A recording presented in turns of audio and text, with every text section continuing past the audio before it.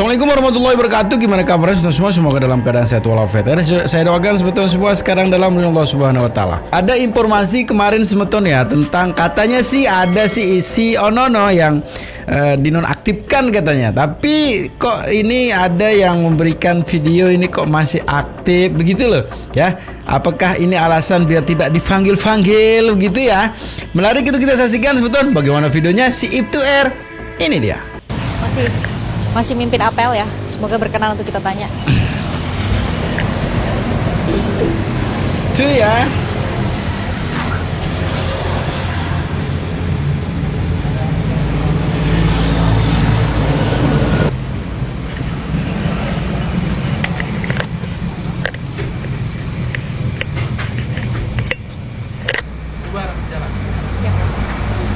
Kita bersiap ya. Coba Pak Rudiana, salam, selamat pagi. Saya Fristian. Dari Fristian. Dari Fristian. Pak Rudiana, mau nanya dikit dong, boleh dong, bisa tanggapannya soal kan sekarang lagi bergulir sidang peninjauan kembali para terpidana. Nah, Pak Rudiana sendiri tuh gimana tanggapannya?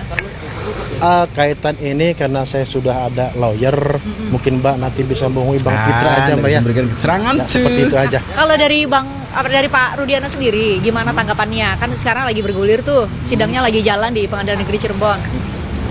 Tanggapan saya sih mungkin intinya kita menyesuaikan aja ya. Artinya silakan nanti lebih banyak ke Pak Pitra. Karena kita sudah ada lawyernya. Ya, gitu aja ya. Oke. Saya dikit aja Pak Rudiana lah. Saya mau nanya soal yang 2016 itu. Kan sekarang mungkin Pak Rudiana sendiri mengikuti bagaimana banyak banget versi lah ceritanya nih, termasuk juga dari Pak Rudiana. Saya mau nanya dua hal aja dari Pak Rudiana. Satu, mengenai yang paling penting ini ditanyakan. Apakah waktu itu 2016, semoga Pak Rudiana berkenan menjawab nih, 2016 itu Pak Rudiana membuka peluang penyebab mati Eki dan Vina adalah sebab lain. Itu satu, sebab lain kemungkinan kecelakaan, itu satu. Yang kedua adalah sebab lain bukan oleh geng motor yang saat ini lagi di proses sidangnya, itu ada nggak? Kali saya sampaikan ya, mungkin baiknya Mbak langsung ke lawyer aja. Itu aja. Oke. Tidak berada yang memberikan keterangan. Aja langsung. Oke, makasih ya. Dikit aja Pak, dikit aja Pak. Ada kegiatan lain. Pak Rudiana dikit aja Pak. Udah ya. Makasih ya. Makasih ya Pak, makasih ya. Makasih Pak, makasih. Hal yang sama juga dilakukan beliau itu dulu ya, waktu memang awal-awal kasus ini viral ya. Dan sempat juga ini memberikan dari situlah timbul spekulasi liar di masyarakat gitu, kenapa tidak mau diwawancarai. Sedangkan pada saat itu statusnya sebagai korban gitu kan, sebagai orang tua lah kita sebut ya. Tapi kembali lagi semeton dengan bergulirnya sekarang sidang PK yang dilakukan oleh Temporadi dan yang 6 terpidana ini, kok semakin menyembunyikan diri gitu. Apakah takut dijadikan saksi atau bagaimana gitu. Walaupun memang saya dapat video kemarin bahwa dalam status masih aktif memang harus ada prosedur juga yang harus diikuti itu untuk memberikan keterangan untuk bagaimana begitu. Tapi kayaknya kalau kita tanyakan ke Abang Petro gitu, kayaknya sih akan kesana kemari lagi begitu ya. Dan anehnya lagi semeton, hal yang sama juga ini terjadi kepada kakaknya almarhum Vina gitu, si Mbak Marlina begitu ya, yang dimana keterangannya ini juga kok begini sekarang begitu, karena banyak sekali keterangan dari beliau juga yang kadang kesana kadang kemarin buat kita bingung juga begitu kan. Jadi coba kita dengarkan penjelasan dari kakaknya almarhum semeton ya. Ini dia. Dibilang saya pelakunya, saya ini kakaknya loh. Saya kakaknya yang mencari keadilan.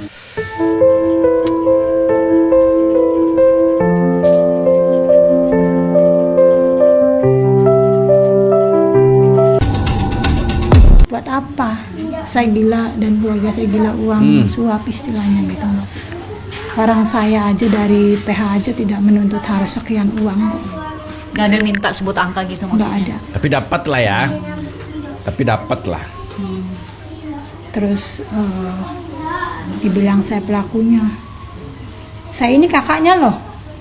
Saya kakaknya yang mencari keadilan.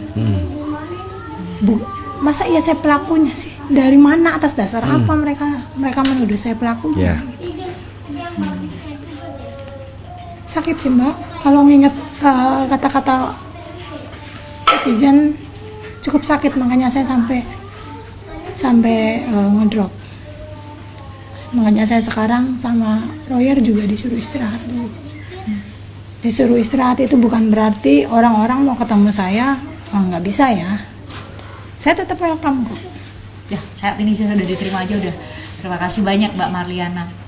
Terakhir banget, Pak, sekarang kan juga banyak yang jadinya berprasangka buruk sama itu Rudiana termasuk ya. Kalau Mbak Marliana juga mengikuti gimana pandangan banyak orang, termasuk juga ke Ibtu Rudiana, tanggapan Mbak Marliana sendiri itu gimana? Oh, kalau itu saya nggak tahu tuh Mbak Rudiana diacap, maksudnya tudingannya banyak buruk gitu tuh. Saya belum tahu karena memang Belum tahu atau nggak mau tahu? Ya bulan-bulan ini saya nggak pernah lihat media Mbak. Tapi tahu lah ya ada. Nggak pernah tahu, nggak pernah lihat media sih. Karena nggak pernah buka-buka lagi sosial media udah. Kayak kalau saya buka sosial media yang ada nanti saya pikiran lagi. Tapi kan jauh sebelum Mbak Marliana dituduh sama netizen macam-macam itu kan sebenarnya tuduhan ke Ibtu Rudiana juga udah ada tuh. Ya soal Yang dugaan rekayasa Ya. gitu. Oh kalau itu nggak tahu ya. Saya tahunya waktu itu tuduhan netizen itu anaknya masih hidup aja. Yang saya tahu. Kalau sekarang ada tuduhan ada dugaan dari netizen kalau proses hukum ya yang terhadap para 6 terpidana ini itu direkayasa. Itu ada dugaan itu, makanya sekarang ada persidangan peninjauan kembali. Tanggapan Mbak Marliana gimana? Ya, tanggapan saya soal peninjauan kembali ya silakan aja ya Mbak ya. Sah-sah aja itu kan itunya mereka gitu kan, upayanya mereka. Tapi kan balik lagi yang memutuskan kan pengadilan. Saya mengikuti saja. Makasih ya Mbak Marliana ya. Udah istirahat terus masih mau nerima saya. Makasih banyak. Nah, jadi begitu ya. Memang ada apa sih sebenarnya begini? Karena kita tahu sendiri memang yang terjadi sekarang netizen ini memang agak-agak sedikit menyentil juga beliau gitu. Karena sekali lagi keterangan yang kadang-kadang berubah-berubah yang buat netizen ini bingung gitu. Karena sekarang netizen ini masih sibuk juga dengan fokus ke 7/8 orang ini bagaimanapun caranya lah begitu ya. Untuk bisa bebas begitu. Karena dari sekian banyak yang sudah didengar, yang kita lihat bersama, ini kesimpulan netizen bahwa yang 7/8 tidak bersalah. Lalu timbul pertanyaan, lalu siapa yang bersalah begitu? Apakah ini kasus direkayasa? Timbul pertanyaan seperti itu. Apakah kasus ini memang dibuat-buat? Timbul lagi pertanyaan seperti itu. Sehingga tidak menemukan jawaban seperti itu, akhirnya para netizen berspekulasi sendiri. Jangan-jangan begitu kan? Jangan-jangan nih si ini sama si ini bekerja sama untuk ini dan itu. Jadi wajar saja ya terjadi seperti itu. Karena apa? Dalam video ini sebetulnya ini sebenarnya saya coba runut ceritanya seperti ini. Itu ya dari Ibtu R begitu kan. Yang nangis itu awal-awal kemunculannya tuh kan. Yang nangis-nangis seolah-olah ini nangis-nangis gitu. Dari kesurupannya si Marlinda namanya. Si kesurupan ya. Dan si Pasren juga tuh yang kemarin bersaksi, ketidakjelasan saksinya juga katanya gitu kan gitu ya. Ada juga siapa lagi dan ini tuh ya. Ini juga yang dari keterangan para terpidana juga kemarin itu, dan ini juga karena banyak sekali yang mereka terima dari, dan ini juga sih ini gitu kan, keterangan-keterangan seperti ini ya. Dari keterangan-keterangan orang yang tidak jelas juga begitu. Sehingga apa yang terjadi itu liar jadinya. Spekulasinya netizen ini menjadi spekulasi yang liar begitu. Ya, karena apa? Sekali lagi karena ketidakjelasan dari semua pertanyaan-pertanyaannya begitu. Karena apa sebetulnya? Ini menurut saya sih hal yang wajar ketika memang publik ingin mengetahui sih sebenarnya apa sih kronologis yang sebenarnya begitu. Karena dari satu A, B, dan C ini terkesan menutup-nutupi sesuatu begitu kan. Seperti tadi di video awal si Ibtu R. Dan sebetulnya ini juga ada pertanyaan yang menggelitik, ada pertanyaan yang ngejebak juga mungkin ya. Dulu ini coba kita flashback lagi. Ketika Ibtu R ditanya oleh Bang Hotman ya tentang jangan-jangan nih dengan apa yang dilakukan si Ibtu R ini ada orang yang dia lindungi gitu kan. Di captionnya bilang jangan-jangan melindungi cucu jenderal begitu kan. Ini dia semeton videonya. Narkoba di belakang ini, benar nggak sih? Tidak ada, Bang. Tidak ada. Tidak ada. Ini wartawan ini monyong semua nih pada seenaknya aja nulis. Ada Bapak, bukannya Bapak mau menyembunyikan ada transaksi narkoba? Siap. Tidak ada. Nggak ada. Tidak ada, Bang. Terus ada juga gosip selama ini kata ini Bapak melindungi cucu dari seorang jenderal polisi, benar nggak? Aduh, saya tidak kenal Jenderal Bang Muhyiddin. Saya hanya orang biasa. 2016 masa itu, Bang. Bintara yang Ya. Bintara. Nggak mungkin saya kenal Pak tinggi. Pertanyaan berikutnya, hampir semua pelaku ini tergolong pekerja bangunan ya? Ya, semua pekerja bangunan. Apakah masuk di akal pekerja bangunan satu geng dengan cucu seorang jenderal? Kira-kira gimana? Secara logika sepertinya tidak masuk akal, Bang. Tidak masuk ya? Siap. Mungkin Bang Muhyiddin bisa menyampaikan, Bang. Gimana? Bang. Pelaku ini kan hampir semua Tidak masuk akal ya, tapi dimasukkan gitu ya, dimasukkan akal gitu sehingga ya menjadi korban juga mereka gitu. Karena hubungannya tidak ada, kenal saja tidak, kok dijadikan tersangka. Kalau netizen bilang korban, begitu ya. Tapi menarik semeton ya, ini juga analisa salah satu juga ini yang menarik untuk disaksikan tentang kenapa sih menghilang terus ini sekarang ya si Ibtu R ini. Ini dia. Kenapa sekarang Rudiana sibuk klarifikasi sendiri, sibuk nangis-nangis sendiri di depan kuburan, di depan media, dan lain sebagainya. Kenapa seakan-akan tidak seperti di awal, yang seakan-akan tuh dilindungin oleh kepolisian? Ya jelas, dikarenakan pesta telah usai, waktunya cuci piring. Rudiana lah yang dikasih beban untuk cuci piring. Waktu itu masih ada harapan, yaitu apa? Kasus ini segera P21, segera selesai. Orang-orang yang dapat benefit dari skenarionya Rudiana masih berharap-harap mudah-mudahan kasus ini segera selesai, tertutup sudah. Tapi ternyata kenyataannya berbeda, malah semakin terang, bukti-bukti semakin nyata, dan semua mengarah kepada Rudiana. Maka sekarang saatnya cuci tangan karena pesta telah usai. Rudiana, Andalah sekarang yang cuci piring. Begitu ya. Jadi sekarang si Ibtu ini akan mencuci piring gitu kan. Tapi alam sebetulnya saya sih mau positif thinking saja dulu begitu. Karena kalau kita menelisik lagi, dua alasannya memang netizen ini berspekulasi. Dua spekulasi netizen yang liar menurut saya gitu kan. Yang dimana yang pertama, jangan-jangan begitu ya, jangan-jangan si Ibtu ini melindungi si pabrik bedak gitu kan. Itu spekulasinya. Kemudian spekulasi berikutnya, melindungi si orang-orang penting lah gitu, cucu-cucu atau orang penting. Ini menjadi hal yang menarik semeton ya, sehingga pertanyaan ini terus berkembang karena sampai dengan detik ini tidak ada jawaban pasti dari pertanyaan itu gitu ya. Sehingga Rudiana juga diharapkan juga dengan itu sebenarnya di sidang PK ini memberikan kesaksian juga atas tuduhan-tuduhan selama ini yang beliau terima gitu. Tapi kesannya kok nggak ada klarifikasi begitu kan, sehingga Abang Jutek juga menanyakan itu gitu. Ini dia videonya. Untuk Pak Rudiana ini memang kami tidak bisa menghadirkan oleh karena ya di luar kewenangan kami lah. Prosedurnya kami sudah coba, ini harus izin karena masih aktif kan di dinas kepolisian. Saya berpikir buang waktu kita terlalu lama untuk secara administratif situnya sampai saat ini memang kita. Tapi kalau Pak Rudiananya ingin hadir dengan kesadaran sendiri, kami tunggulah dalam memberikan keterangan.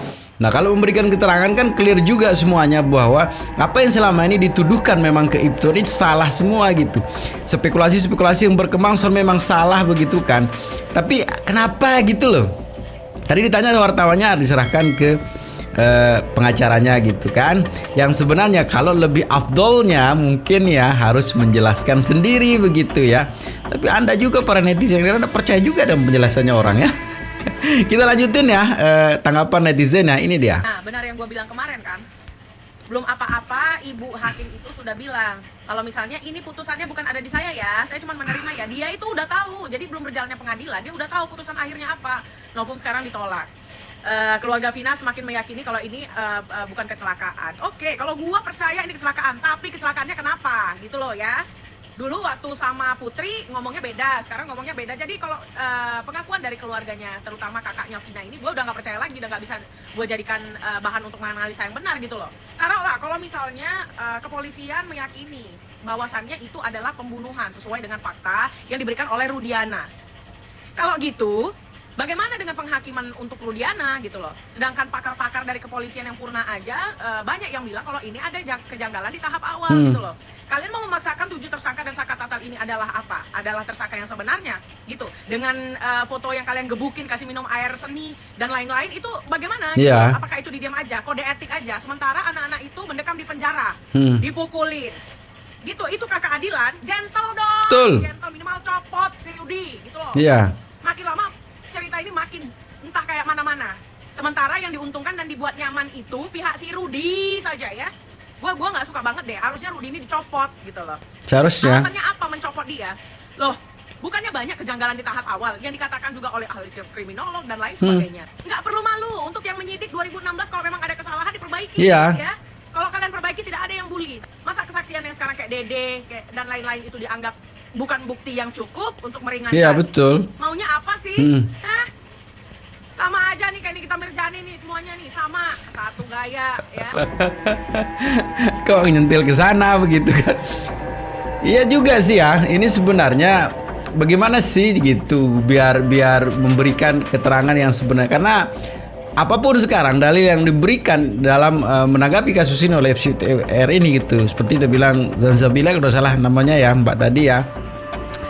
Karena banyak juga pengamat-pengamat mantan-mantan juga di situ kan, mantan orang besar petinggi yang sudah dalam hal seperti ini sudah hebat lah berpendapat bahwa ini di luar dari yang menjadi pendapat dari si FCTR ini gitu ya. Dan ini menjadi hal yang menarik semeton ketika memang apa yang menjadi keputusan dulu ini apa namanya sidang ini dimentahkan sekarang gitu ya, karena kesaksian dulu itu berdasarkan apa yang diinginkan, sekarang nggak bisa begitu kan. Nah, bagaimana cara memperbaikinya sekarang biar yang sekarang ini sama seperti dulu? Tidak bisa ya. Jadi gitu sebetulnya ya. Tapi di akhir video selalu saya berpesan ya, jangan cepat termakan hoak ya, selalu jaga persatuan kesatuan serta persatuan kita, dan jangan nakal juga tuh ya, karena sedikit nakal bisa berakibat fatal. Segitu saja video sebetulnya. Assalamualaikum warahmatullahi wabarakatuh.